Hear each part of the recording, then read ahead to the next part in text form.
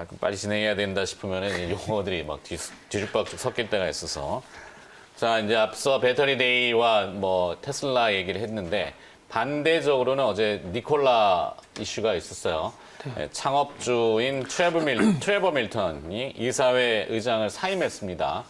주가는 뉴욕 증시에서 19%가 급락했고, 우리나라에서 이제 이 니콜라에 투자한 직접적으로 서학개미라고 하는 원전개미 뭐 이렇게 표현하긴 합니다만 손실 금액이 현재는 뭐 확정진 건 아니지만 340억, 뭐 크진 않다고 할 수도 있겠어요.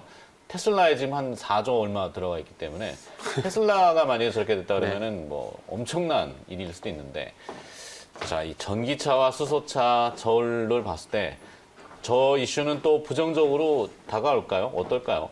어제 현대차가 시가총액 100조를 회복했잖아요. 네. 수소차는 현대차는 리얼리티가 있으니까 네. 어찌 보면은 생각해 보면은 또 니콜라의 이슈는 직접적으로 투자 대상이 됐던 언급이 됐던 한화 솔루션 이쪽은 좀 부정적일 수 있지만 현대차 입장에서 보면은 네. 반대급부, 상대급부 이것도 있을 수 있겠다는 생각입니다. 그러니까 저게 저는 개인적으로 네. 그러니까 대박을 쫓는 현상 때문에 나타난 이슈지 않을까 하는 생각이 좀 들거든요.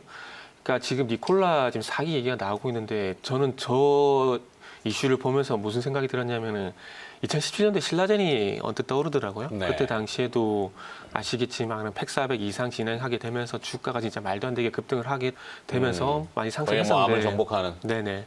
그래서 근데 결국 뭐 검찰 조사받고 지금은 뭐 거래 정지가 돼버린 그런 상태까지 돼버렸잖아요. 그리고 지금 뭐 니콜라 같은 경우도 마찬가지로 그렇게 갈지 모르겠지만 어쨌든 대표가 사임해버리게 되면서 이게 신기루처럼 사라져버린 그런 현상이 돼버렸는데. 미국의 지금 법무부와 네. 증권거래위원회와 다 조사에 착수가 네네. 됐죠. 결론은 아직 안 나왔어요. 그렇죠. 네. 근데 뭐 좋은 GM도 같이 지금 폭락을 상황에서는 좋은 결과가 나올 거라고 기대하기는 좀 힘들 것 같아요. 그렇죠. 이제 어떤 혐의라도. GM이 투자했다는 소식이 있었는데 저 내용을 알아보니까 니콜라의 이 상장할 때 스펙을 통해 갖고 상장이 됐는데 네. 그것을 주선한 사람이 GM의 관계자입니다. 그러니까 GM하고 물밑에서의 그 짬짬이 이거는 분명히 합리적인 의구심을 들 수 있는 그 말도 맞다고 생각이 들어요. 왜냐하면 미국 같은 게 참 브로커 이런 게 참 심하잖아요. 솔직히 네. 정치권도 마찬가지고 기업권도 마찬가지고 그런 부분이 심한데 아마 그런 부분들에 대해서는 뭐 저도 그렇게 자유롭지는 못하다고 생각이 들고 어떤 혐의라도 나올 거라고 생각이 듭니다. 네. 근데 어쨌든 그 그러니까 수소트럭이라는 수소차라는 부분에 좀 그 집중을 하는 것도 중요하겠지만 어쨌든 대박을 쫓는 그런 현상이 때문에 나타났던 이슈거리, 가십거리라고 좀 보는 게 맞다라고 좀 생각을 하고 있고요. 그리고 가지고 있는 기술에 대비해서 조금은 니콜라가 의도하지 않게 좀 뻥튀기가 된 부분도 분명히 좀 있을 겁니다. 네. 그러니까 예를 들면은 그런 거죠. 그 기업들이 우리나라 같은 데 IPO를 진행할 때 어쨌든 공모가라든지 이런 부분 좀 높이기 위해서 어떤 자산 가치를 조금 부풀린 부분도 없지 않아 분명히 좀 있거든요. 그래서 그런 부분과 연결시켜 보게 된다면 니콜라보다도 뭐 당연히 그런 부분이 있을 거라고 좀 생각이 들고요. 그리고 기술력에 비해서 좀 뻥튀기된 부분들이 있을 건데 아마 이런 부분들이 앞으로 수소차 같은 트렌드이기 때문에 그런 과정, 그런 길로 가는 어떤 과정 속에서 일시적인 어떤 그 잡음 정도라고 좀 저는 생각을 좀 하고 있습니다. 물론 이 수소차라는 니콜라라는 어떤 투자를 하게 되면 손실된 부분들에서 이런 얘기를 들으면 조금은 기분 나쁠 수도 있겠지만은 전기차도 초반에 이런 얘기 없었을까요? 당연히 있었을 거거든요. 그러니까 새로운 기술이 나올 때마다 거기에 대한 어떤 신기 같은 얘기들이 있는 거고 그리고 현대차처럼 실전 기술이 있는 부분도 분명히 있을 거거든요. 그렇기 때문에 뭐 이런 부분들에 대해서는 앞으로 뭐 투자자분들이 좀 감당해야 될 부분들이고 이런 지금 언뜻 떠오르지 않는데 근데 지금 다른 채널에 다 니콜라 얘기한답니다. 우리 다른 거 바꿉시다. 네, 니콜라 빼고.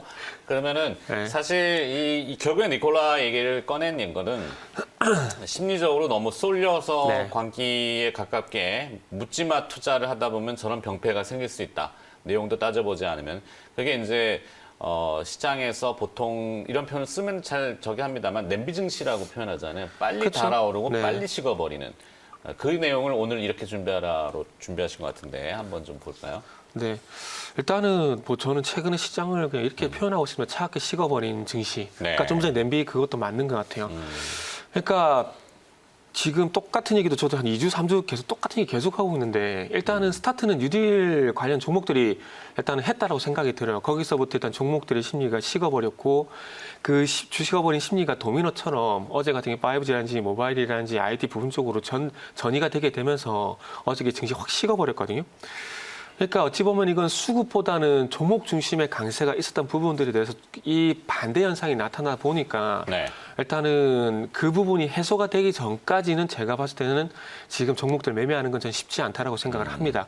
어제 뭐 첨보 같은 정보도 예를 들게 되면은 보통의 시장이면 그 상승폭이 유지가 돼야 되거든요. 그런데 밑꼬리를 길게 달았단 말이죠. 그러니까 이런 현상이 나타난 이유가 뭐냐면은 시장 전반적으로 봤을 때 매수 심리보다는 매도 심리. 그러니까 매도 심리는 말 그대로 팔자 심리잖아요. 그러니까 그러니까 지금처럼 이렇게 하락 종목세 우위를 보이게 되면서 시장이 안 좋은 구간 속에서는 이렇게 상승이 나오더라도 이 상승폭을 빨리 수익 실현하자는 그런 심리가 더 크게 작용을 한단 말이죠. 치고 빠지는. 네네. 네. 그렇기 때문에 저는 그래서 이런 시장에서는 좀 매매하는 게 쉽지 않기 때문에 차라리 현금을 가지고 계시라고 말씀을 드리고 싶은 겁니다. 물론 네.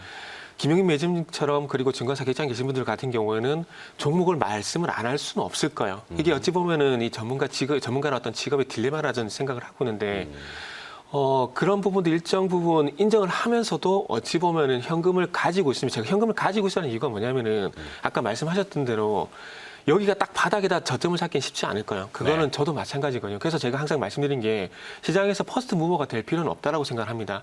패스트 팔로우적인 측면에서 잘 따라가더라도 절대 손해보진 않는다고 생각이 들거든요.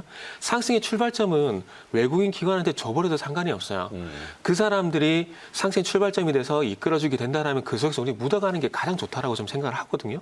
그렇게 봤을 때 패스트 팔로우 전략을 말씀드리고 싶은 부분들이고 이 현금을 가지고 있게 되면서 추후에 종목을 사서 수익을 낼 수 있을 만한 그 기회비용을 날리지 말자는 측면에서 저는 현금 말씀드리고 싶은 부분들이고요. 맞아요. 일정 부분 네. 공감하는 부분도 있어요. 사실 뭐 아까 제가 인버스 ETF라는 해지 상품 네네. 이런 것도 얘기했지만 그게 이제 아닐 경우에는 네. 팔고 갈아타거나 이래야 되는 어떤 네. 기회가 와서 확률적으로나 이런 걸로 높은 종목이 나타났다 그러면은 사야 되잖아요. 그렇죠. 근데 이제 현금이 있으면은 즉시 행동을 할 수 네. 있는데 만약에 뭘 팔고 사야 된다 그러면 네. 그쪽 밀리고 또 이쪽으로 올라타고 이래야 되는 경우가 있기 때문에 네. 현금을 가지고 있어야 된다는 것도 일정 부분 이해하고 그래서 우스갯소리지만 손가락 이렇게 묶어놔야 된다고.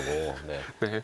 그러니까 이 얘기는 그 소위 표현이 맞지 뭐지만 직장인도 열심히 일을 하다가 휴가라는 게 필요한 거잖아요. 네. 그러니까 어찌 보면 지금 시장이 조금 전에 말씀드렸던 그런 휴가가 조금 필요한 구간이 아닌가 생각. 열심히 매매해서 그러니까 3월 달부터 8월 달까지 쉼없이 달려왔잖아요. 네. 그러니까 예를 들면은 LG화학 같은 종목 같은 경우도 3월 달 20몇만 원대에서 77만 원대까지 올라가게 되면서 350%가 5개월 동안 올랐거든요.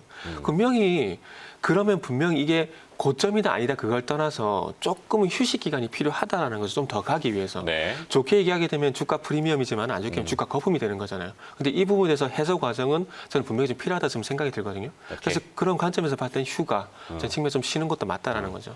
그랬는데 오늘 공략주 있어요. 그러니까 이게 이거 뭐야 이거. 자, 아니 근데 네. 뭐 하여튼 이건 잠이 있다 다시 얘기해 봅시다. 네. 아니 원고를 봤는데 현금을 좀 보유하자는데 현금의 그 중에 일부는 여기다 이제 조금 이렇게. 그러니까 종목이 없다 그러면 나오지 마라 그럴까 봐. 그러니까 오늘은 공부해 봅시다 개념으로 이렇게 합시다. 그죠? 네, 오늘의 공략주 이러면 또 그러니까 오늘은 공부해 봅시다 기업으로 잠시 후에 이렇게 바꾸겠습니다. 자, 좀 정리하고 가도록 하죠. 자, 오늘 또 리스트 상위로 올라오는 요즘 이 검색 포털 사이트에 보면은 거의 주식 관련 기업들로 막 도배가 되던데요. 검색어 순위 상위 기업들 그리고 또 어제 특징주 정리해 드립니다. 신민영 아나운서입니다.